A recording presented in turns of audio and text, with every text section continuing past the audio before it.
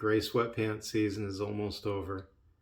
I'm going to show you how to get ready for spring with a really healthy milkshake. The ingredients couldn't be simpler or more healthy.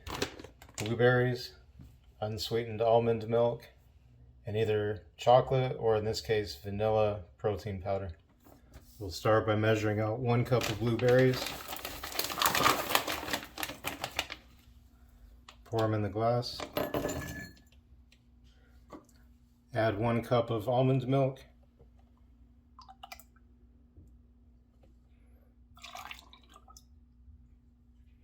One scoop of protein powder.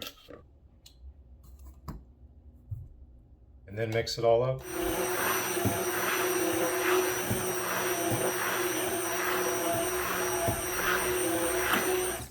Healthy food is cheaper than junk food. My mission is to prove it and get you eating healthy. My name is Mike, and this is the Vegetable Chopping Channel. That tastes so good I want to rip my shirt off.